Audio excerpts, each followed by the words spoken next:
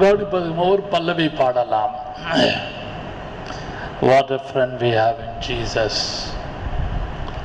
What a friend we have in Jesus. All love, sins and grief to bear. What a privilege to carry everything to God in prayer. Oh, what needless pain we all feel. Oh, what needless pain we bear. All because I do not carry everything to God in prayer. Have we trials and temptations? Is there trouble anywhere? We should never be discouraged. Take it to the Lord in prayer.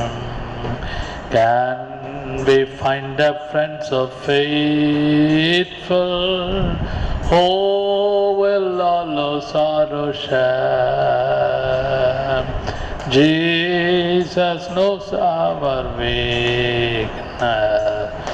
Take it to the Lord in prayer. கர்த்தருக்கு மகிமை உண்டாவதாக. இந்த கால வேளையிலும் கர்த்தருடைய வசனத்தை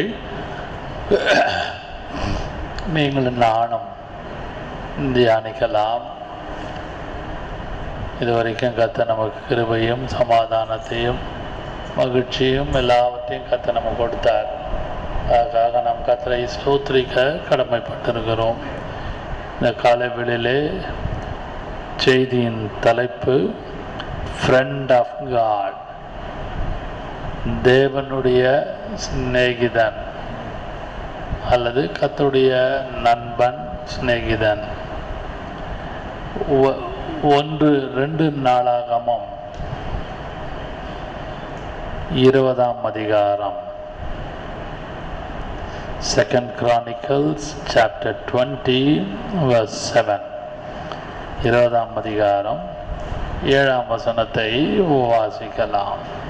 எங்கள் தேவனாகிய நீர் உம்முடைய ஜனமாகிய இஸ்ரவேலுக்கு முன்பாக இந்த தேசத்துக்கு குடிகளை துரத்திவிட்டு இதை உம்முடைய சிநேகிதனாகிய ஆபிரகாமுடைய சந்ததிக்கு என்றைக்கும் என்று கொடுக்கவில்லையா? ஆதலால் கவனிங்கள். கர்த்தருடைய பரிசுத்த நாமத்துக்கு மகிமை உண்டாவதாக. இந்த காலை வேளையிலே செய்தி நான் தலைப்பை உங்களுக்கு சொன்னேன், ஃப்ரெண்ட் ஆஃப் காட். இங்கே 4ஆம் புஸ்தகத்திலே தேவன் எழுதின வார்த்தையை பார்க்கும் பொழுது 20ஆம் அதிகாரம் 7ஆம் வசனத்திலே ஆபிரகாமுடைய, இதை உம்முடைய சிநேகிதனாகிய ஆபிரகாமுடைய சந்நிதிக்கு என்றென்றும் கொடுக்கவில்லையா? அப்படியானால் இஸ்ரேல்ஸ் பொசஷன், அவர்களுடைய சுதந்திரத்தை தேவன் அவர்களுக்கு கொடுத்தார். இஸ்ரவேலுக்கு சொந்தமான இடத்தை, கானான் தேசத்தை கர்த்தர் கொடுத்தார் என்று சொல்லும் பொழுது, அதான் நான் சொன்னேன், Israel's possession of God, given inheritance is pivotal promise என்று சொல்லும் பொழுது மீனிங் என்னன்னா, ஆபிரகாமை மையமாக வைத்துதான் இஸ்ரவேல் ஜனங்களுக்கு இன்றைக்கும் கர்த்தருடைய ஆசீர்வாதம் வந்து கொண்டிருக்கிறது. அது நீங்கள் அந்த வசனத்தை நீங்கள் படித்தால் நன்றாக தெரியும். இதை உம்முடைய சிநேகிதனாகிய ஆபிரகாமுக்கு கொடுக்கவில்லையா என்று சொல்லும் பொழுது, இன்னைக்கு உலக வரைபடத்திலும் அல்லது உலக நாடுகள் முழுவதும் பார்ப்போமானால், இந்த இஸ்ரேல், இந்த state of Israel, the country of Israel is very, very, very small. இன்றைக்கும் உலக ஜனங்கள், தலைவர்கள் அதை குறிவைத்து தாக்குவதற்கு பயப்படுகிறார்கள். இஸ்ரேல் தேசத்துக்கும் அல்லது கர்த்தருடைய ஜனங்களுக்கும் நித்திய காலமாக அமலேக்கியர்கள் மரணம் வரைக்கும் போராட்டம் உண்டு. இன்றைக்கும் அது நடந்து கொண்டிருக்கிறது. அதை நான் நிரூபித்து பேசவில்லை. அது பேசினால் இட்ஸ் அ பொலிட்டிக்கல் டாக்காக உங்களுக்கு தெரியும். I don't want to go in that subject. அது அமலேக்கியர்கள் நித்தமும் இஸ்ரேல் ஜனங்களுக்கு விரோதிகளாக காணப்பட்டார்கள். இன்றைக்கும் காணப்படுகிறார்கள். சம்பவங்கள் எல்லாம் நமக்கு தெரியும். செய்தித்தாளிலும் நியூஸ்லையும் நீங்களும் நானும் அதை பார்த்து கொண்டிருக்கிறோம். அன்பான கர்த்தருடைய பிள்ளைகளே, உம்முடைய சிநேகிதனாகிய ஆபிரகாமுக்கு அதை கொடுக்கவில்லையா என்று சொல்லும் பொழுது, அது தேவன் ஆபிரகாமை வைத்து மையமாக, அதனால்தான் பயோவட்டல் ப்ராமிஸ். அப்படியானால் அந்த வாக்கு தத்துவம் எப்படி நிறைவேறுகிறது என்றால், ஆபிரகாமை மையமாக வைத்து இன்றைக்கும் உலக ஜனங்களுக்குள்ளே பார்ப்போமானால், ஆவிக்குரிய மண்டலத்தில் கிறிஸ்தவர்கள், விசுவாசிகள், நீதிமான்கள், பரிசுத்தவான்கள், பிரித்தெடுக்கப்பட்டவர்கள், சியோன் அழைக்கப்பட்டவர்கள் யாரானாலும், உங்கள் குடும்பத்துள்ள ஆசீர்வாதத்தை குறித்து சற்று யோசித்து பாருங்கள். உங்கள் ஃபேமிலியுடைய பிளெஸ்ஸிங், உங்களுடைய spiritual blessing, personal blessing, financial blessing, எல்லா விதமான ஆசீர்வாதத்தை யோசித்து பாருங்கள்.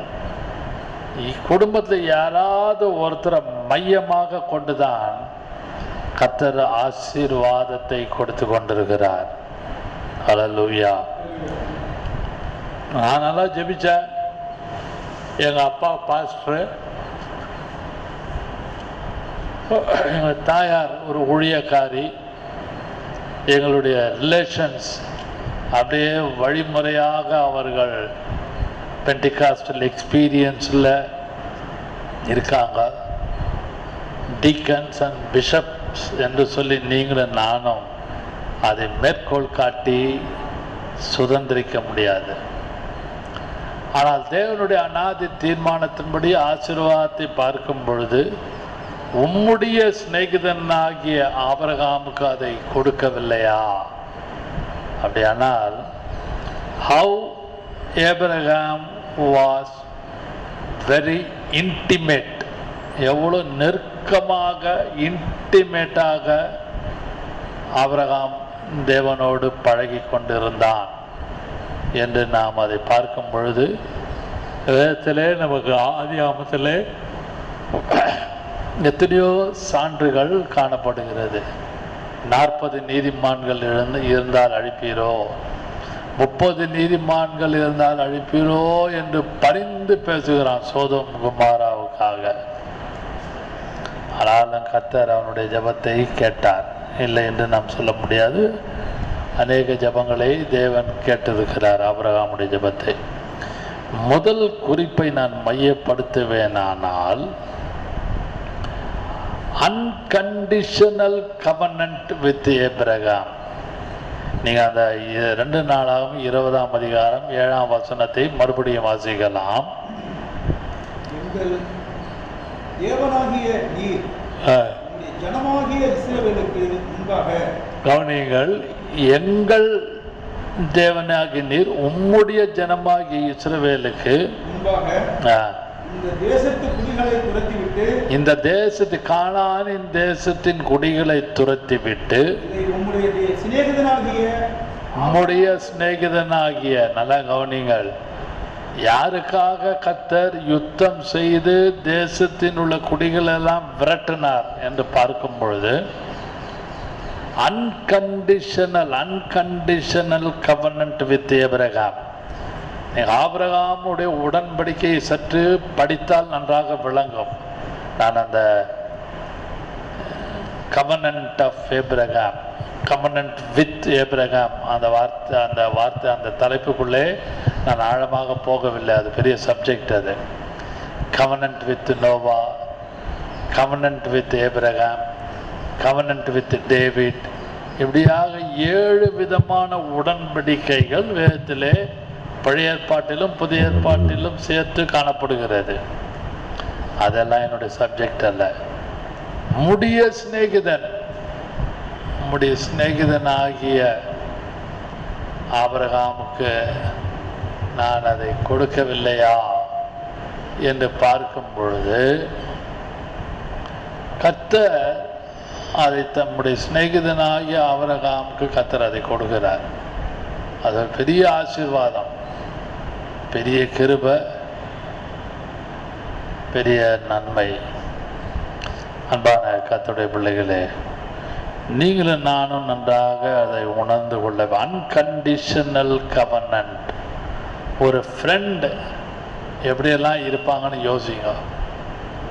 ஒரு ஃப்ரெண்டு, அந்த ஃப்ரெண்டு அந்த ஃப்ரெண்டுக்காக, அந்த நண்பனுக்காக எல்லாத்தையும் விட்டு கொடுப்பாங்க. நண்பனுக்காக எல்லாவற்றையும் அவர்கள் சாக்ரிஃபைஸ் பண்ணுவாங்க. அதுபோல உம்முடைய சிநேகிதனாகி ஆபிரகாமுக்கு கொடுக்கவில்லையா என்று சொல்லும் பொழுது நிறைய அன்கண்டிஷனல் கவர்னன்ட் வித் ஆபிரகாம் நாம் நன்றாக வாசிக்க முடியும், உணர முடியும். அன்பான கர்த்தருடைய பிள்ளைகளே, வசனத்தை நாம் பார்ப்போமானால் ஆதியாகமம் 17ஆம் அதிகாரம் 8ஆம் வசனத்தை வாசிக்கலாம்.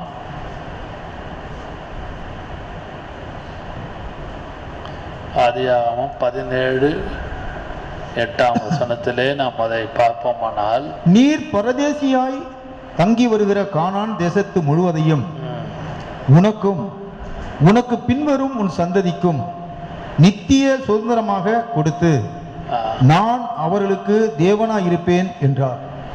வாசிக்கலாம் மறுபடியும். சாமுவேலியா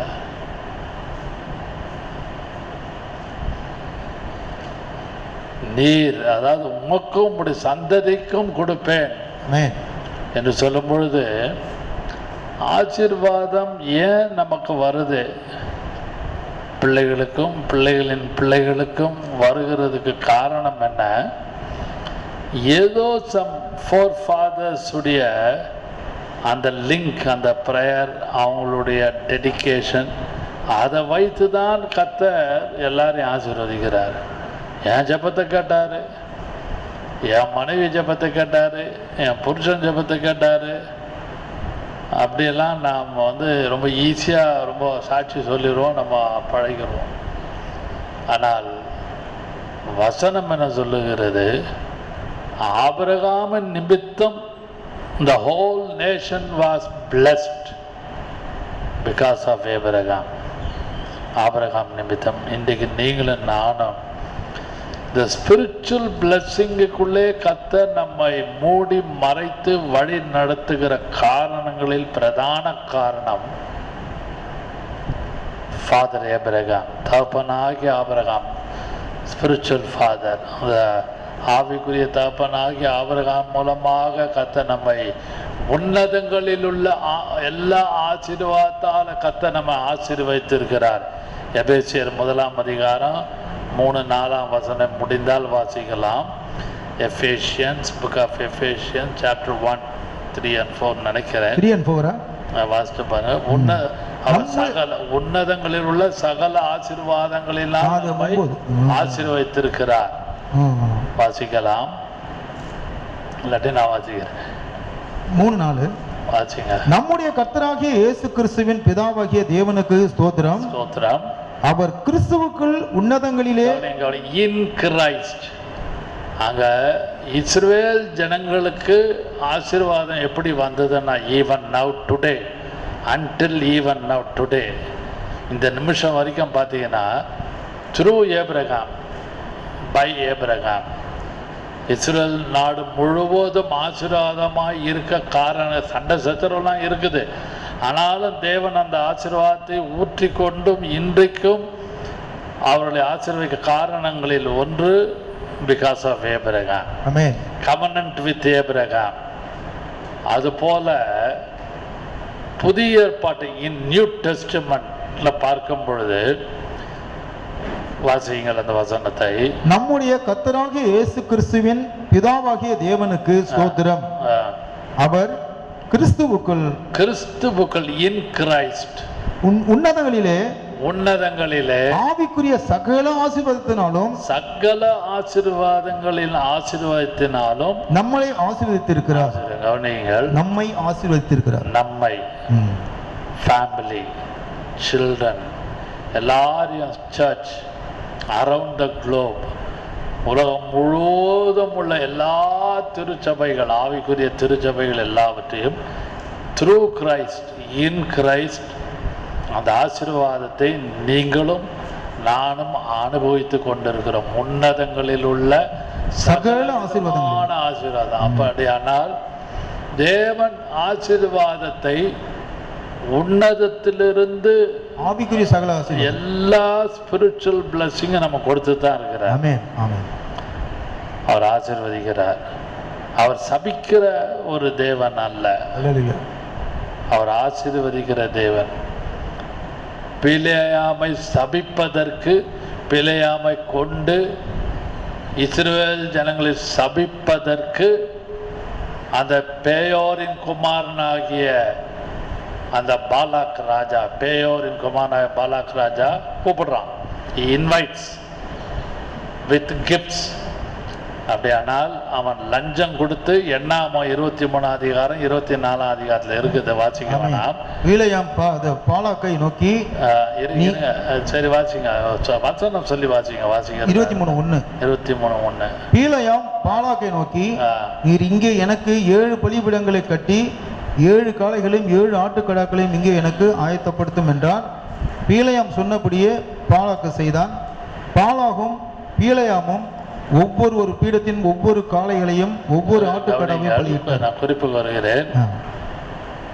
பாலாக் ராஜா, பேயோரின் குமாரனாக அந்த பாலாக் ராஜா, அவன் இன்வைட் பண்றான் பிலேயாம, பாலாம இன்வைட் பண்ணி லஞ்சம் கொடுத்து, காசு கொடுத்து, எனக்காக பாஸ் பண்ணி போற பெரிய கூட்டம் ஒன்று போகுது வனாந்தரத்தில், அந்த கூட்டத்தை நீ சபிக்கணும்னு சொல்றான். ஆனால் அந்த பிலேயாம் ஒரு வார்த்தை சொல்றான், நான் போய் வருகிறேன், கர்த்தர் என்ன சொல்லுகிறாரோ அதை சொல்லுகிறேன்றான். நடுவில் பார்த்தீங்கன்னா சப்ஜெக்டில் வரும், உன்னதங்களில் உள்ள ஆசீர்வாதத்தினால் கிறிஸ்துவ மூலமாக நமக்கு ஆசீர்வாதம் வருகிறது என்றால், உங்களை தாறுமாறாக்கணும், எல்லாவற்றையும் தலைகளாக மாற்றணும், உங்களை முன்னேற விடக்கூடாது. இஸ்ரேல் ஜனங்கள் அவங்களுடைய மார்ச்சிங் ஃபார்வர்ட் டு கேனன் அதை ஹிண்டர் பண்ணணும்னு பார்க்குறான்.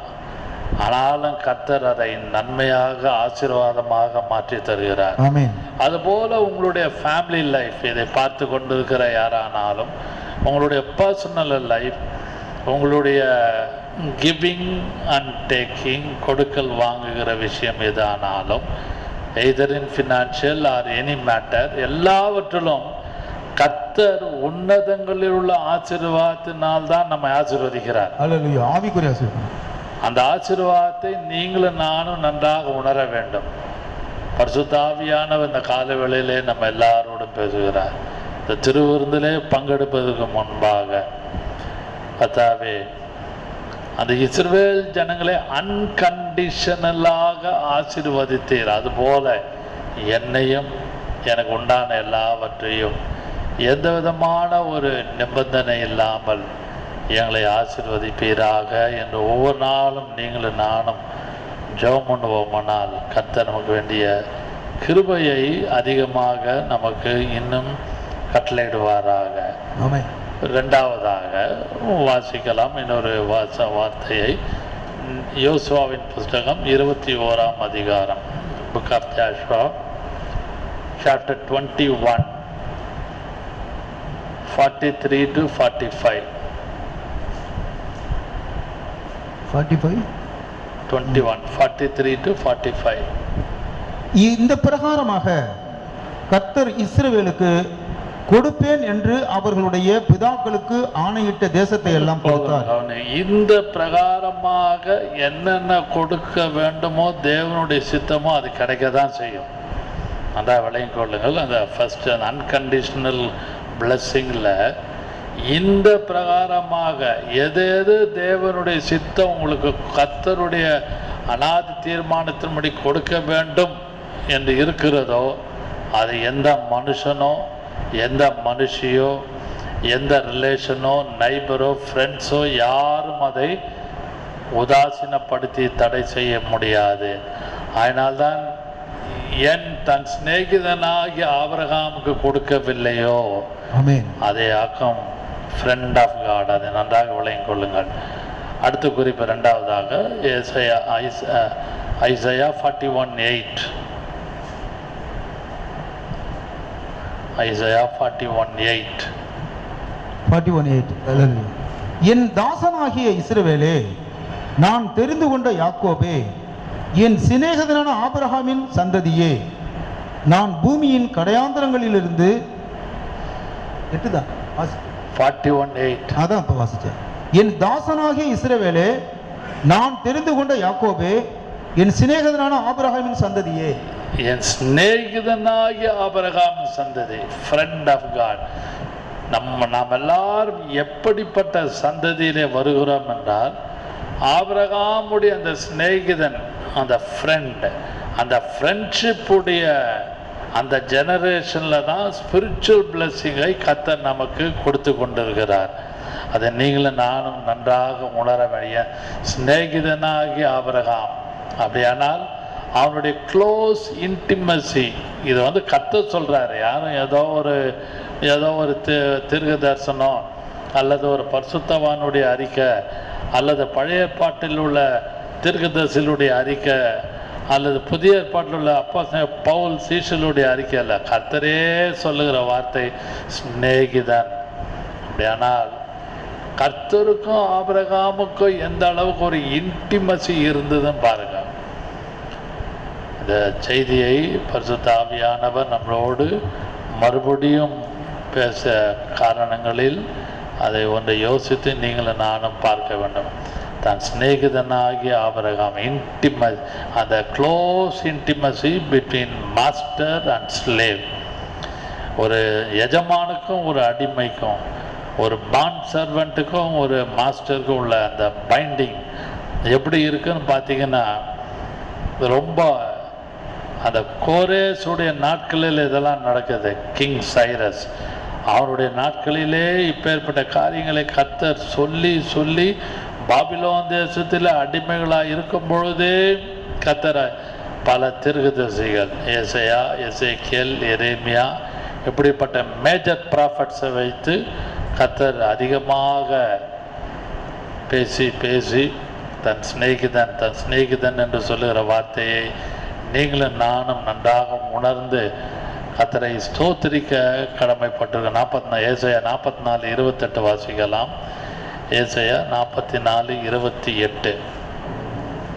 கோரேசை குறித்து, அவன் என் மேய்ப்பன், அவன் எருசலேமை நோக்கி நீ கட்டப்படு என்றும் தேவாலயத்தை நோக்கி நீ அஸ்திபாரப்படு என்றும் சொல்லி எனக்கு பிரியமானதையெல்லாம் நிறைவேற்றுவான் என்று சொல்லுகிறவர் நான்.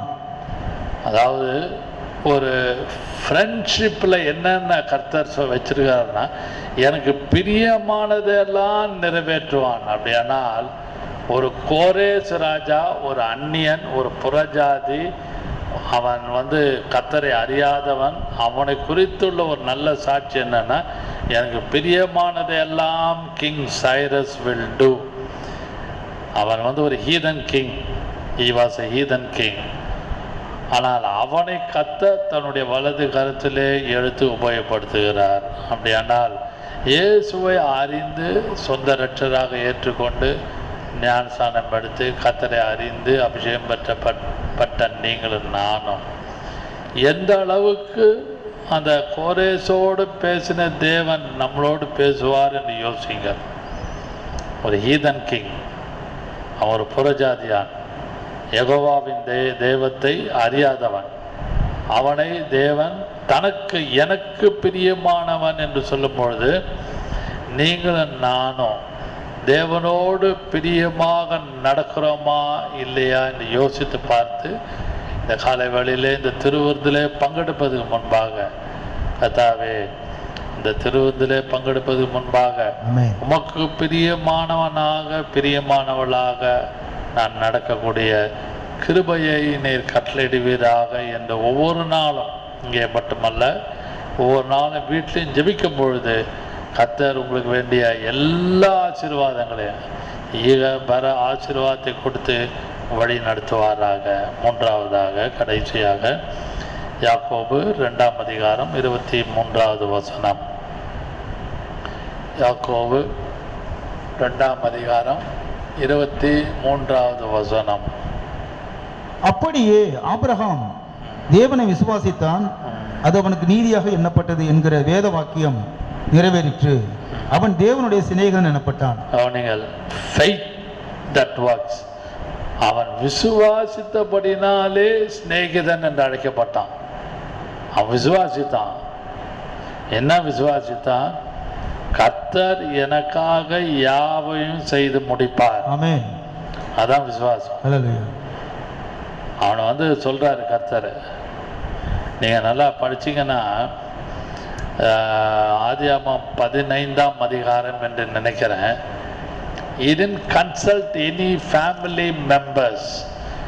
ஏன் நான் சொல்றேன், ஏன் கர்த்தர் அவனை ஃப்ரெண்ட் ஆஃப் காட், தனக்கு நண்பன் சொல்லுகிற காரணங்கள் எத்தனையோ இருந்தாலும் ஒரு காரணத்தை நான் முக்கியப்படுத்துகிறேன்.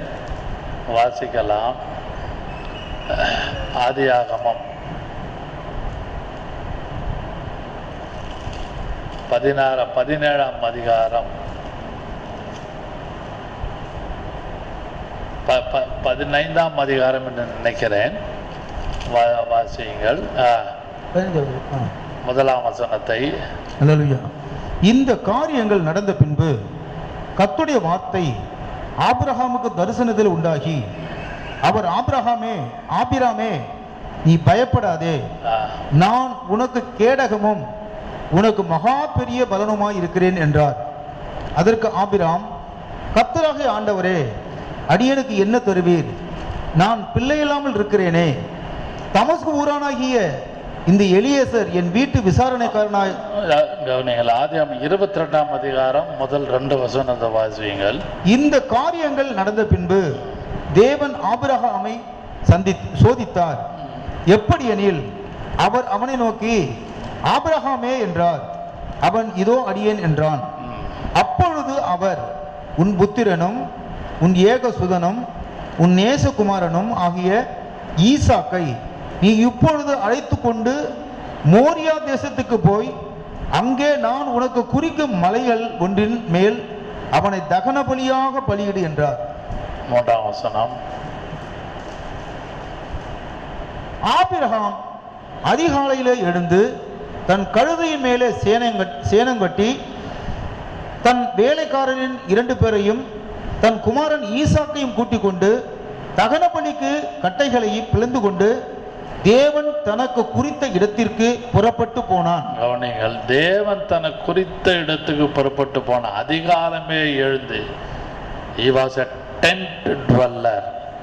அவன் ஒரு கூடாரவாசியாக காணப்பட்டான். இடம் விட்டு இடம் பெயர்ந்து கொண்டே அவன் தன்னுடைய ஜேர்னி, தன்னுடைய பிரயாணத்தை அவன் கானான் தேசம் வரைக்கும் தொடர்ந்து போய் கொண்டிருக்கிறான்.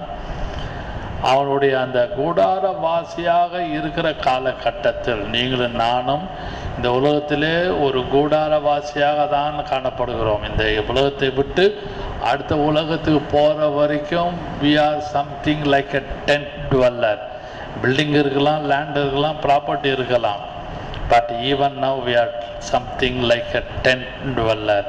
அவன் கூடாரவாசியாக காணப்பட்டான்.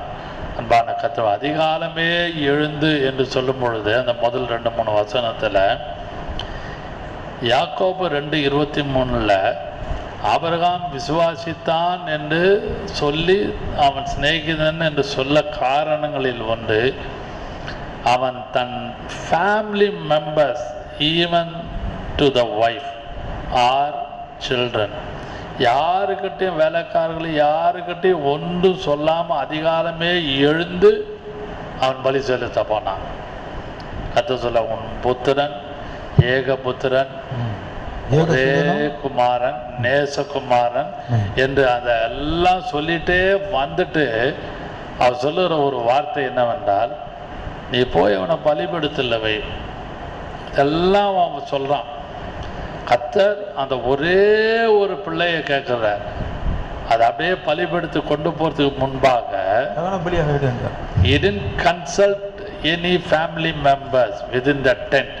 அந்த கூடாரத்துக்குள்ளே சாராள் இருக்கிறாள், அந்த கூடாரத்துக்குள்ளே ரிலேஷன்ஸ் இருக்கலாம். நீங்கள் அதான் அந்த அதிகாரத்தை அந்த 22ஆம் அதிகாரம் முதல் 3 வருஷம் படித்து பாருங்கள். அந்த யாக்கோபு 2:23 வசனத்தை ஒப்பிட்டு படித்து பார்த்தீங்கன்னா, ஆபிரகாம் விசுவாசித்தான். கர்த்தர் சொன்னார், நீ எழுந்து உன் ஏக சுதன் ஏகபுத்திரன் ஒரே ஒரு குமாரன் அவனை கொண்டு போய் பலியிடுன்னு சொல்லும் பொழுது he believed on God.